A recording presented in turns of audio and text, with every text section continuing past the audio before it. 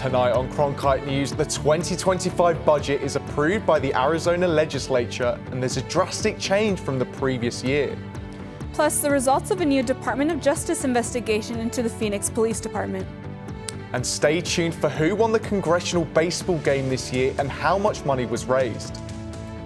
Good evening and welcome to Cronkite News. I'm Marco Radici-Moras. And I'm Katrina Villarreal. Thank you for joining us. The Arizona Legislature worked late into the night Saturday to approve the state budget. This is as the state faces a $1.3 billion deficit. Regan Gallo has a deeper dive on the cuts that will impact Arizonans. The 2025 budget stands at $16.1 billion versus last year in 2024 at $17.2 billion. That is a stark difference. And according to the Arizona Mirror, because of the deficit, almost all state agencies will face a 3.45% cut for a total of $44.3 million. This includes cuts to the Arizona Department of Transportation, higher education, and water infrastructure. ADOT will then push back funding for a number of projects, including a $108 million project to widen Interstate 10 between Citrus Road and State Road 85, and that is being pushed back all the way till 2028. Other ADOT projects near Tucson, Douglas, Casa Grande, and Lake Havasu will receive funding to complete their expansions. And the Water Infrastructure Finance Authority, also known as WIFA, had $490 million eliminated, according to their Assistant Director of External Affairs, Chelsea McGuire.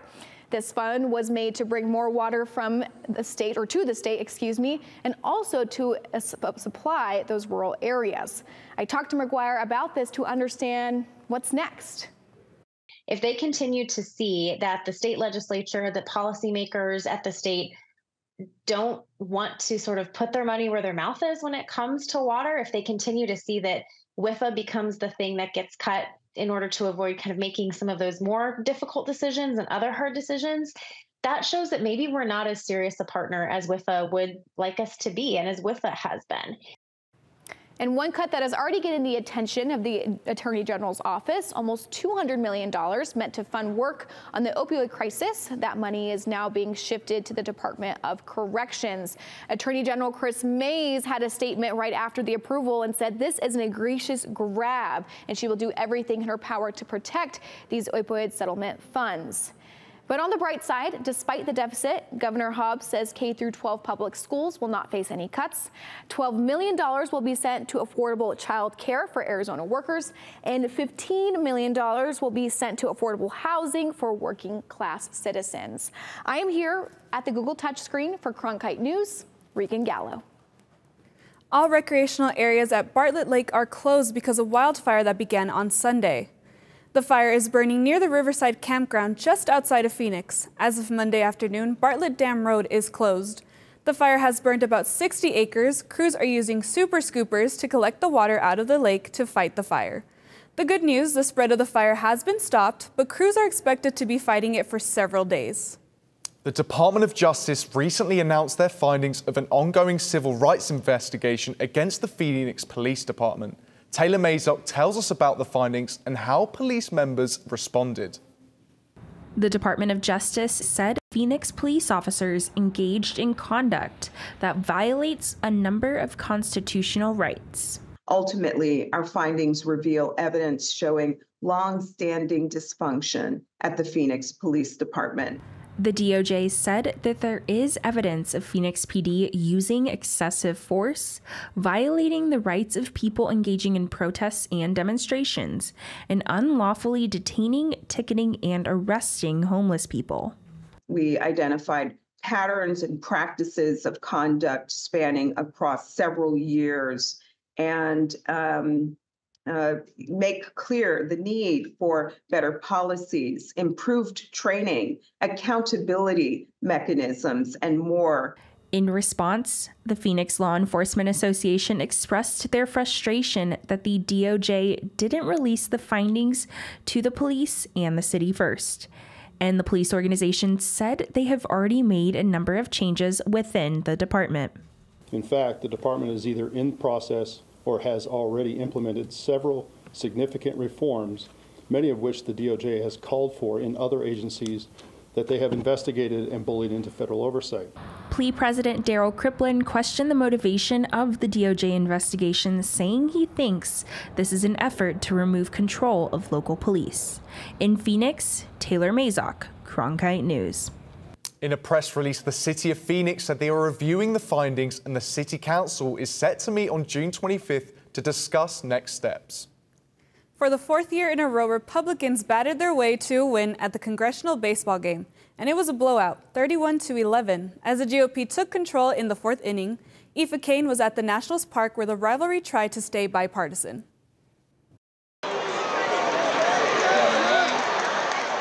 Republicans get bragging rights for another year, but more importantly, this year's congressional baseball game raised over $2.2 million for local DC charities, setting a record for both fundraising and attendance.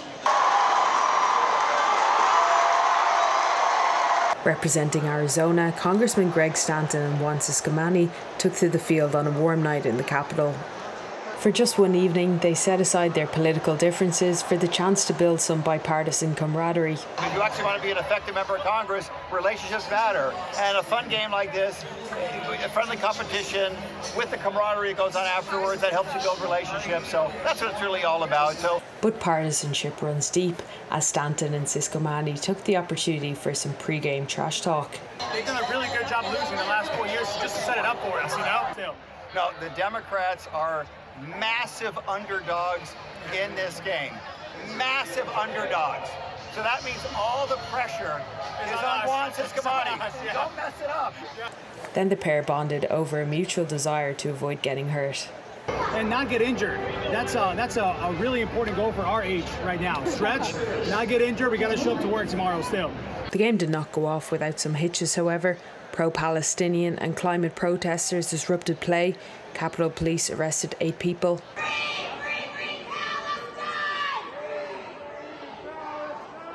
Some familiar faces from both sides of the aisle showed their support too. As night fell, the GOP took a sizable lead. After 4 hours and 7 innings, they went on to win by 20 runs. And in a tradition dating back to 1909, either side will take any win they can get. In Washington, Aoife Kane, Cronkite News. Congressman Ruben Gallego also suited up but didn't see any playing time. Coming up next, a girls' basketball team is celebrating their first state championship win. After the break, one of the star players tells us how her family pushes the team to play better. They just tell me to hustle, they tell me to focus, they boost up my confidence whenever I'm down, and yeah, it helps me get through the rest of the games. When we return, the players' plans for her future in basketball. Plus, we had a very warm weekend across the valley. Find out what we can expect this week when we return.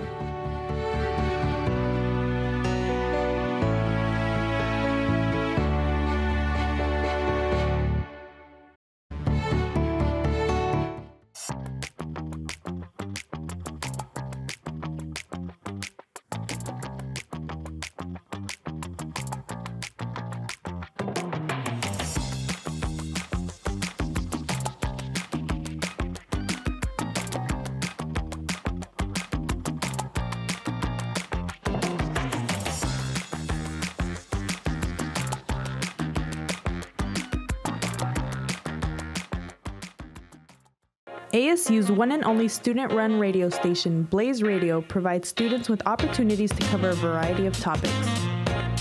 From music, this is Sun City Garage, to sports coverage. Against the Brewers in his last outing, he went to news. The bill also gives parents the ability to sue. And entertainment updates. Blaze Radio offers a fun environment to gain valuable broadcast experience. To find out more, visit blazeradioonline.com. Innovation at the Walter Cronkite School is pushing the boundaries of traditional journalism.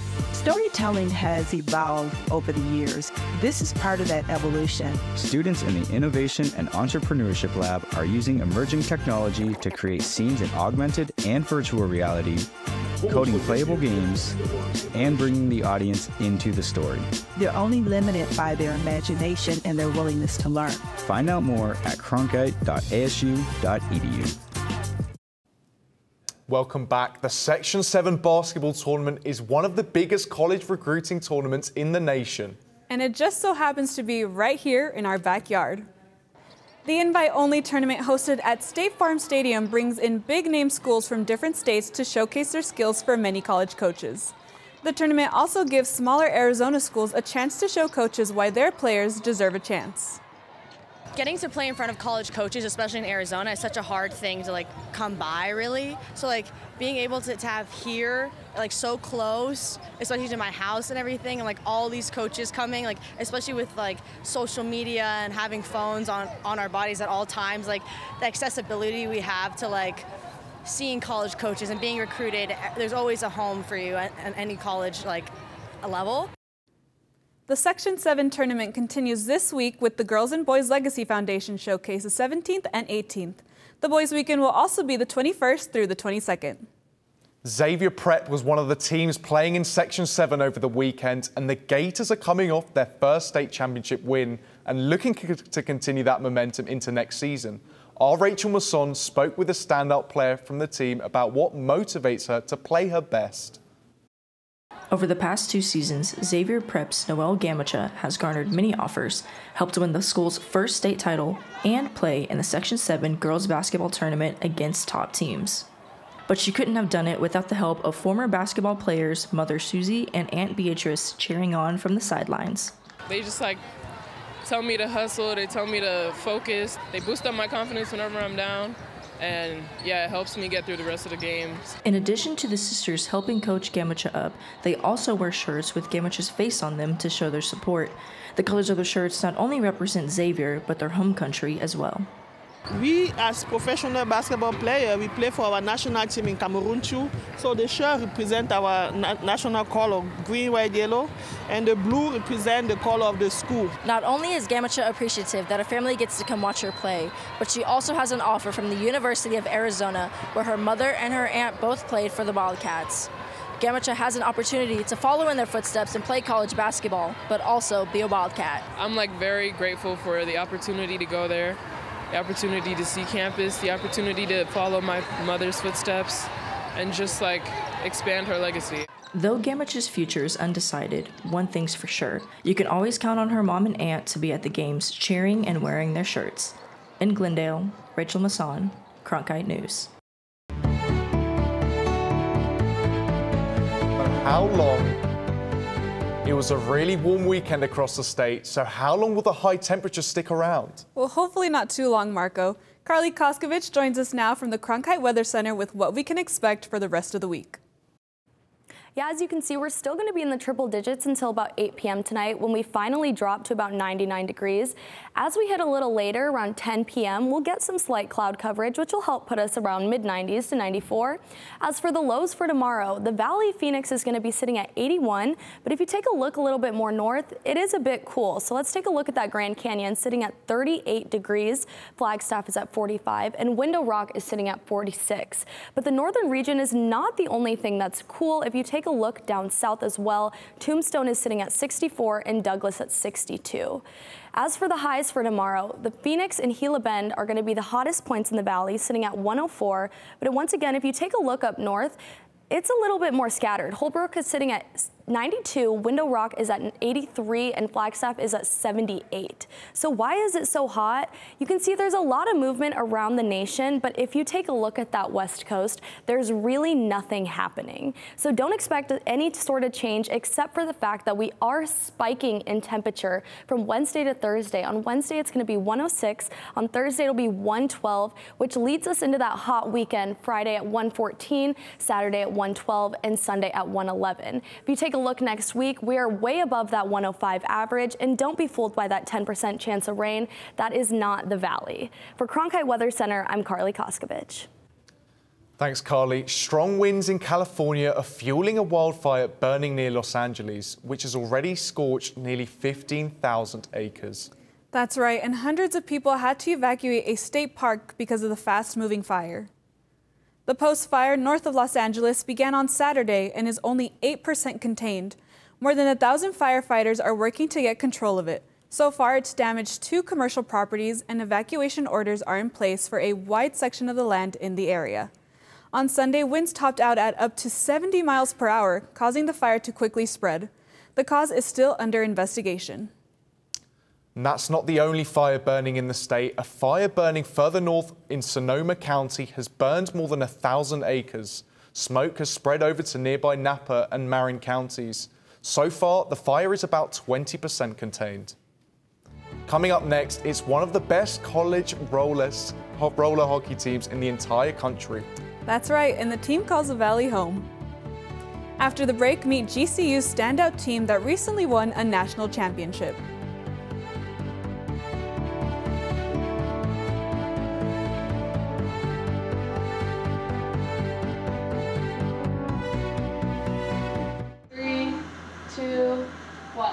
Coming up on the cut.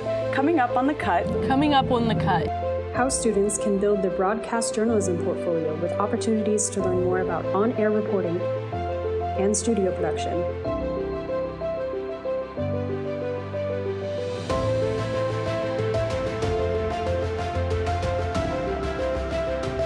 Be sure to follow us on Instagram at @thecut_network and on X at @CutASU.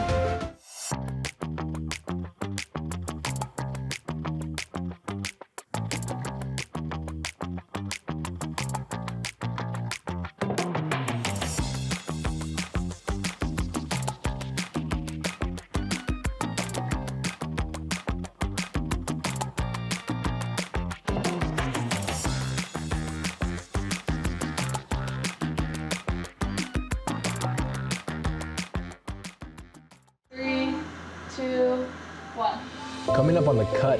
Coming up on the cut. Coming up on the cut. How students can build their broadcast journalism portfolio with opportunities to learn more about on-air reporting and studio production.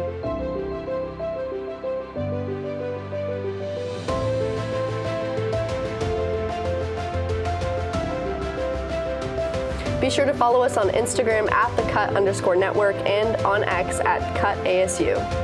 Innovation at the Walter Cronkite School is pushing the boundaries of traditional journalism.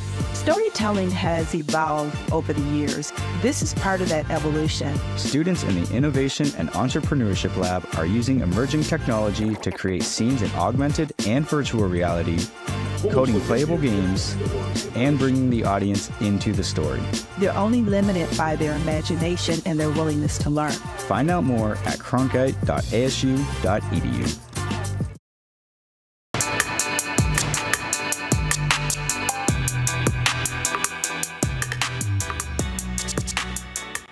Welcome into the Cronkite Sports Report. I'm Jack Bartlett. We start on the East Coast, where yesterday American Bryson DeChambeau secured a second U.S. Open after besting Rory McIlroy in a close finish at Pinehurst No. 2 in North Carolina. Finishing with a final round 1/71, the LIV Golf star finished just one stroke ahead of McIlroy at 6 under. The victory came on Father's Day, and the golfer dedicated the win to his dad, who passed away 2 years ago.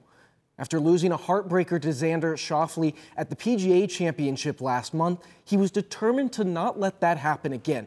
With the win, DeChambeau joins Brooks Koepka as the only players to win a major after departing the PGA Tour for LIV Golf.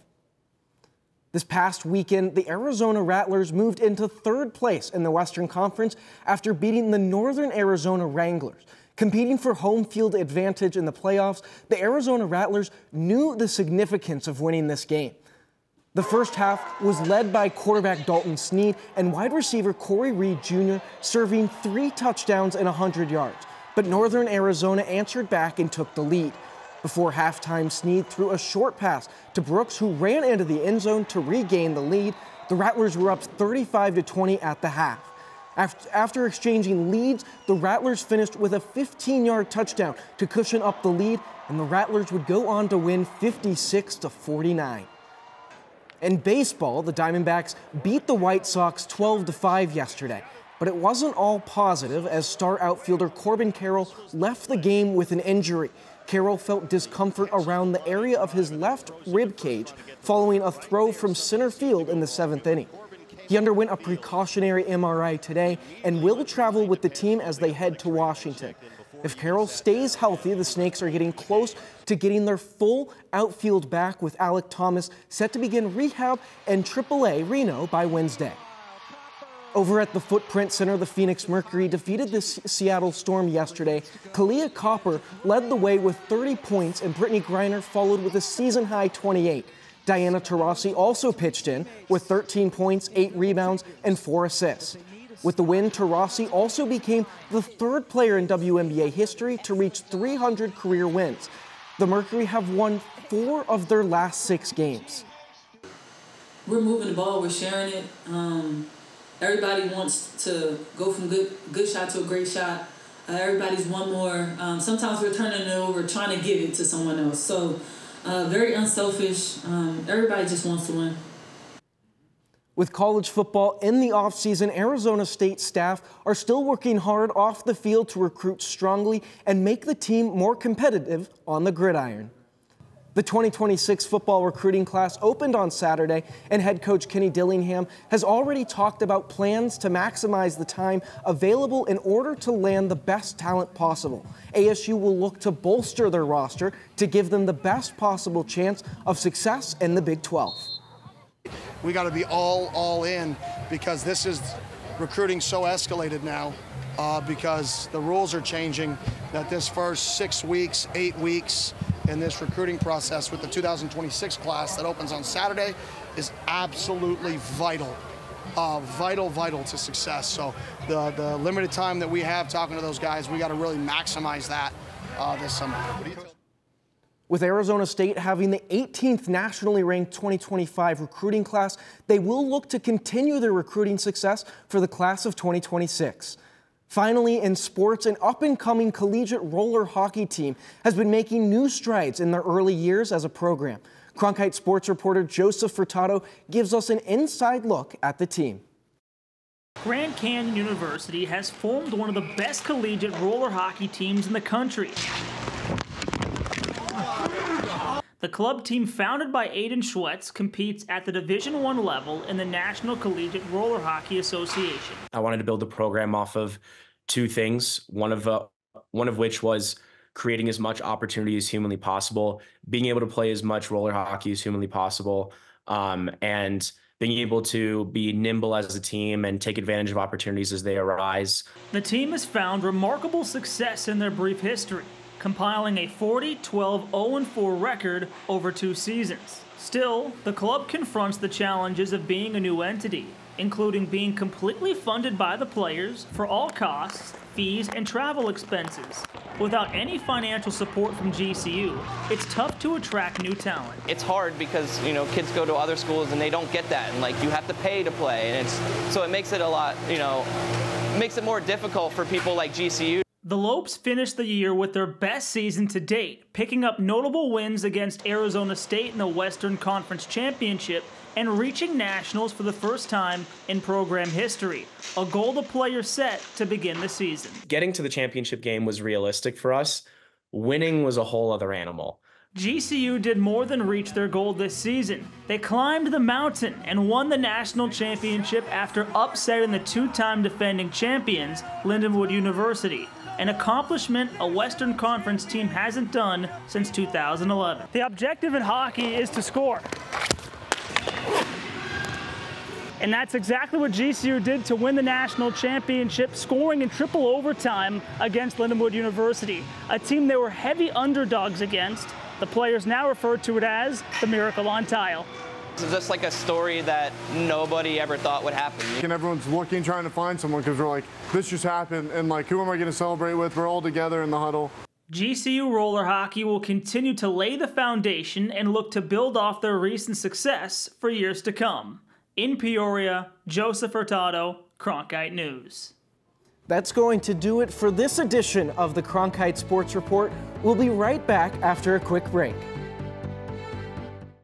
Cronkite News provides students at ASU's Walter Cronkite School of Journalism with the opportunity to gain real-world experience in the newsroom. At Cronkite News, our students produce professional content for audiences by taking on all roles, whether they be reporting, anchoring, producing, or studio production. Each department gives students first-hand professional newsroom experience. For more information, visit cronkitenews.azpbs.org. ASU's one and only student-run radio station, Blaze Radio, provides students with opportunities to cover a variety of topics. From music, this is Sun City Garage, to sports coverage. Against the Brewers in his last outing, he went to news. The bill also gives parents the ability to sue. And entertainment updates. Blaze Radio offers a fun environment to gain valuable broadcast experience. To find out more, visit blazeradioonline.com. Traveling can sometimes be a hassle, but apparently it's worse in some states compared to others. According to a new survey by gaming company Solitaire Bliss, Arizona was on the list of least naughty travel states, coming in at number 16. It found that Iowa has the worst travel etiquette. According to respondents, the most common inconsiderate behaviours are not asking to recline airplane seats, playing music loudly in the terminal, and placing bags on terminal seats. And the study found that Arkansas has the most considerate travellers. That's it for tonight's edition of Cronkite News. I'm Marco Radici Moras. And I'm Katrina Villarreal. Thank you for joining us. And to see top Arizona stories anytime, log on to cronkitenews.azpbs.org.